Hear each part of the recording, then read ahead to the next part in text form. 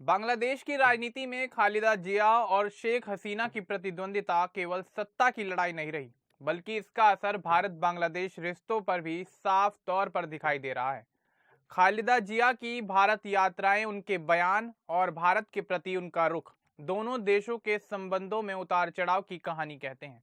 कभी बातचीत और मेल मिलाप की कोशिशें दिखी, तो कभी तीखे बयानों और राजनीतिक मतभेदों ने दूरियां बढ़ा दी। खालिदा जिया आखिरी बार साल 2012 में भारत आई थीं। उस समय वे बांग्लादेश में विपक्ष की नेता थीं। भारत सरकार ने उन्हें आधिकारिक तौर पर आमंत्रित किया था। इस दौरान उनकी मुलाकात भारत के कई बड़े नेताओं से हुई। तत्कालीन प्रधानमंत्री मनमोहन सिंह ने उन्हें दोपहर के भोजन पर आमंत्रित किया था। उन्होंने उस समय की विपक्ष की नेता सुषमा स्वराज से मुलाकात की थी।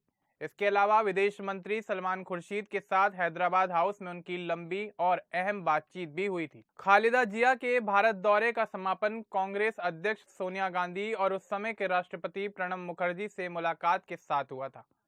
इससे पहले वे साल 2006 में भी भारत आई थीं, जब वे बांग्लादेश की प्रधानमंत्री थीं। हालांकि उस समय की इस यात्रा से कोई खास या सकारात्मक नतीजा सामने नहीं आया था। मीडिया में उस समय खबरें आई थीं कि भारत ने खालिदा जिया के प्रति ज्यादा गर्मजोशी नहीं दिखाई। इसकी वजह यह बताई गई थी कि उन्होंने भारत बांग्लादेश के बीच लंबे समय से लंबित मुद्दों को उठाया था। इनमें व्यापार में असंतुलन, ऊंची टैरिफ दरें और नदियों के पानी के बंटवारे जैसे संवेदनशील विषय शामिल थे। वहीं भारत ने चिंता जताई थी कि बांग्लादेश ने पूर्वोत्तर भारत के अलगाववादी तत्वों को अपनी जमीन इस्तेमाल करने से रोकने के लिए पर्याप्त कदम नहीं उठाए। भारत यह भी चाहता था कि बांग्लादेश उसकी भूमि का उपयोग पूर्वोत्तर राज्यों से संपर्क के लिए करने की अनुमति दे। इन सभी मुद्दों पर सहमति नहीं बन पाई और बातचीत में गतिरोध पैदा हो गया। भारत यात्रा के बाद खालिदा जिया पाकिस्तान के दौरे पर रवाना हो गई थी। खालिदा जिया और शेख हसीना के बीच लंबी राजनीतिक टकराव को अक्सर बेगमों की लड़ाई कहा जाता है। इस संघर्ष की शुरुआत साल 1975 में मानी जाती है, जब शेख हसीना के पिता और बांग्लादेश के राष्ट्रपति कहे जाने वाले शेख मुजीबुर रहमान की एक सैनिक विद्रोह में हत्या कर दी गई थी। इस हमले में शेख हसीना और उनकी बहन शेख रेहाना को छोड़कर परिवार के बाकी सभी सदस्य मारे गए थे। उस समय खालिदा जिया के पति जियाउर रहमान बांग्लादेश के उप सेना अध्यक्ष थे और कुछ ही महीनों बाद उन्होंने सरकार पर नियंत्रण कर लिया। बाद में 1981 में एक और सैनिक विद्रोह में जनरल जिया की भी हत्या हो गई। इसके बाद खालिदा जिया ने बांग्लादेश नेशनलिस्ट पार्टी की कमान संभाली और तत्कालीन शासक हुसैन मोहम्मद इरशाद की सरकार का विरोध किया। इरशाद के खिलाफ आंदोलन के दौरान खालिदा जिया और शेख हसीना कुछ समय के लिए एक ही मंच पर नजर आईं, लेकिन बाद के वर्षों में दोनों के बीच सत्ता की कड़ी लड़ाई चलती रही। कभी खालिदा जिया तो कभी शेख हसीना देश की सत्ता में रहीं। खालिदा जिया 1991 से 1996 और फिर 2001 से 2006 तक बांग्लादेश के प्रधानमंत्री रहीं। साल 2008 में सत्ता में आने के बाद शेख हसीना ने बीएनपी कार्यकर्ताओं के खिलाफ सख्त कार्रवाई की और खालिदा जिया को भी एक भ्रष्टाचार मामले में गिरफ्तार किया गया।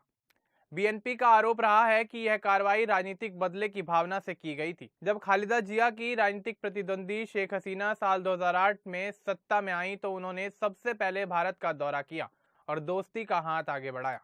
उन्होंने भारत को भरोसा दिलाया कि बांग्लादेश की जमीन का इस्तेमाल भारत के खिलाफ किसी भी चरमपंथी गतिविधि के लिए नहीं होने दिया जाएगा।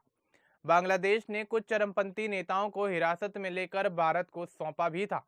इसके बावजूद नदियों के पानी के बंटवारे का मुद्दा हल नहीं हो पाया, क्योंकि पश्चिम बंगाल की मुख्यमंत्री ममता बनर्जी ने बिना उनसे सलाह लिए किसी भी फैसले पर आपत्ति जताई थी। बांग्लादेश के मशहूर अखबार द डेली स्टार में 4 नवंबर 2012 को प्रकाशित लेख खालिदा जिया टेम्पटिंग हिस्ट्री में पूर्व राजनयिक अशफाकुर रहमान ने लिखा था कि खालिदा जिया का गर्मजोशी से स्वागत करने के पीछे भारत की सोच यह थी कि अगर वे दोबारा सत्ता में आती हैं तो पुराने मतभेद भारत बांग्लादेश रिश्तों में बाधा न बने। वहीं खालिदा जिया के भारत का निमंत्रण स्वीकार करने की वजह यह थी कि बदलती क्षेत्रीय राजनीति में बांग्लादेश आर्थिक सहयोग के फायदों से वंचित नहीं रहना चाहता था। उन्होंने यह भी याद दिलाया कि खालिदा जिया के पति और बीएनपी के संस्थापक राष्ट्रपति जियाउर रहमान ने ही सार्क की अवधारणा देकर क्षेत्रीय सहयोग की शुरुआत की थी। भारत के मुकाबले चीन ने हमेशा बांग्लादेश के सभी राजनीतिक दलों से रिश्ते बनाए रखे हैं, चाहे वे सत्ता में रहे हों या विपक्ष में। ढाका के राजनीतिक गलियारों में अक्सर यह शिकायत सुनने को मिलती रही है कि भारत ने ज्यादातर अवामी लीग से ही संपर्क बनाए रखा, चाहे वह सत्ता में रहे हों या नहीं। जब बीएनपी सत्ता में नहीं होती थी तो भारत का रवैया उसके प्रति काफी उदासीन माना जाता था। जानकारों का मानना है कि इसी आलोचना को ध्यान में रखते हुए भारत ने खालिदा जिया को उस समय आमंत्रित किया था जब वे सत्ता में नहीं थी। प्रधानमंत्री मनमोहन सिंह से मुलाकात के दौरान खालिदा जिया ने कहा था कि वे खुले मन से भारत आई हैं और उनकी यात्रा का मकसद पुराने मतभेदों और कड़वी यादों को पीछे छोड़ना है। भारत आने से पहले लिखे गए एक लेख में खालिदा जिया ने कहा था कि दोनों देशों में ऐसी ताकतें मौजूद हैं जो डर फैलाकर आपसी शक और अविश्वास को बढ़ाती रही हैं।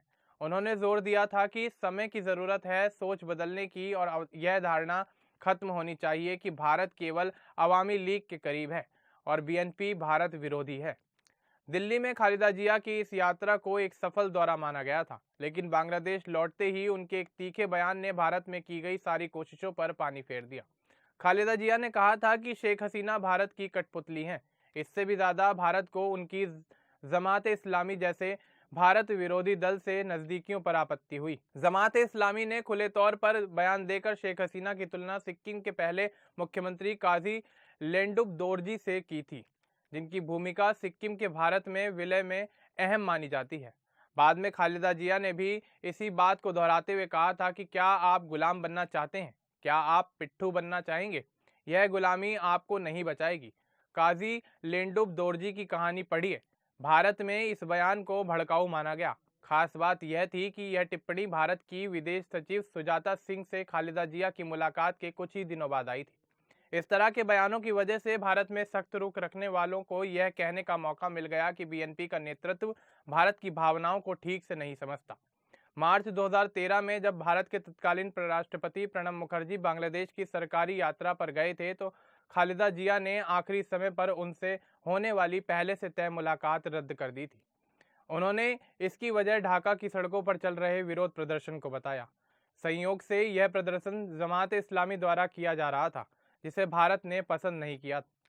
मीडिया रिपोर्ट्स के मुताबिक खालिदा जिया ने भारतीय नेताओं से बातचीत के दौरान बार बार यह मांग उठाई कि चुनाव से पहले शेख हसीना को कार्यवाहक सरकार बनाकर अपने पद से इस्तीफा देना चाहिए।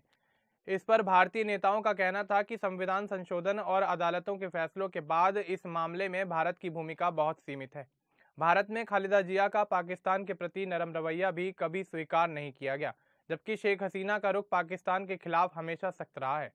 उनके करीब 15 साल के शासन में भारत बांग्लादेश रिश्तों में काफी सुधार देखने को मिला। वहीं शेख हसीना को पद से हटाए जाने के बाद भारत में शरण मिलने को भी बीएनपी ने पसंद नहीं किया है। अब इस पूरे मामले को लेकर आपका क्या कुछ कहना है, हमें कमेंट बॉक्स में जरूर बताएं। बाकी इस तरह की और अपडेट्स के लिए हमारे चैनल को सब्सक्राइब करना ना भूलें। धन्यवाद।